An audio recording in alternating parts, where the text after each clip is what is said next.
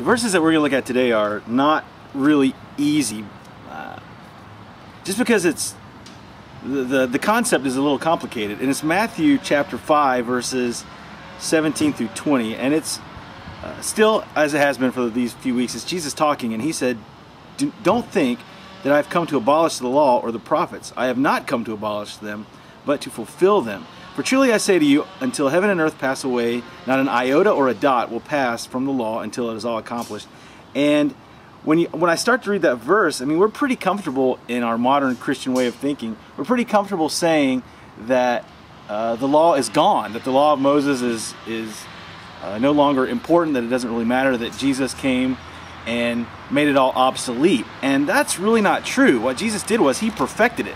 The law was broken and had lots of gaps in it and was really looking forward to its own completion, and Jesus was that completion. He filled in all the blanks, and he made all of the ritual real. The law was filled with all kinds of ritual. The Old Testament law was filled with all kinds of ritual that pointed to the coming of the Messiah, and Jesus said, "I'm it. I'm here. The law is now complete, and I've made it so." And what he did was he took the law off of our neck, because it was just a big heavy weight dragging us down, beating us up, and showing us how bad we are. He took it off of our neck. He made it into something beautiful and perfect that could become for us a sort of like a big billboard that just keeps pointing the way and says, live this way, do this.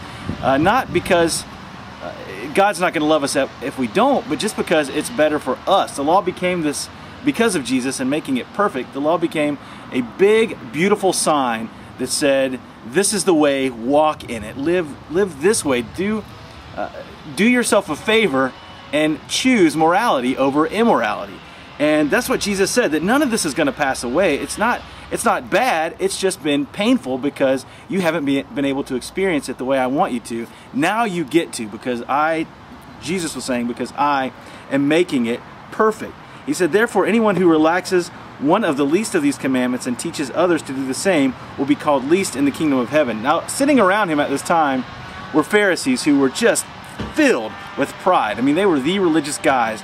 And for them, obeying the law that was what they lived to do. They were proud that they did everything right, and they even decided that these things in the law were really important and some other things weren't as important. And they obeyed them all, the big things, the little things. And then Jesus said to them that if you break one of the smallest things, just one of the least little things, saying to them, you guys think that there's things that are important and things that are less important. When you guys break just one of the little ones, you become a punk. You're like the bottom of the ladder. And what he was saying was, it's all important. There's not a big and a little. So that he was really sort of leveled a little attack at the Pharisees right there and says, all right, you guys, when you break just the little things, you're a chump.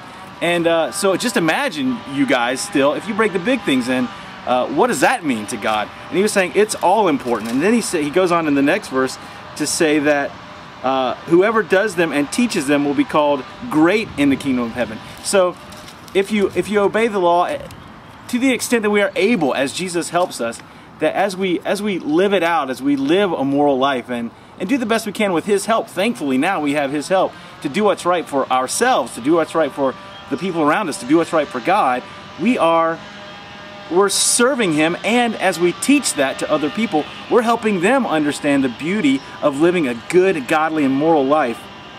Then he said, I tell you, unless your righteousness exceeds that of the scribes and Pharisees, you will never enter the kingdom of God. The scribes and Pharisees were doing the best they could to live a good life so that they could receive a better standing in heaven or in the kingdom of God. And Jesus said what they're doing doesn't work.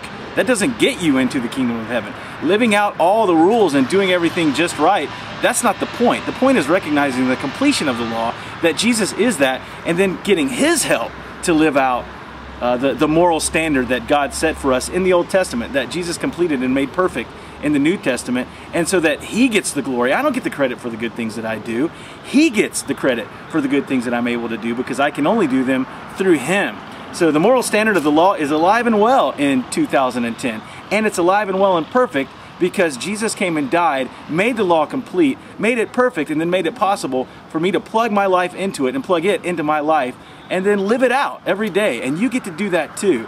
So don't be afraid of the law. Don't be mad at the law. Enjoy it. Be thankful for it, because everything it did in the Old Testament pointed to the Jesus that you and I love, and everything that it does from the New Testament time until today continues to point at Jesus, who he is, what he has done for us, and what he is going to continue to do for us through the years ahead and then into eternity.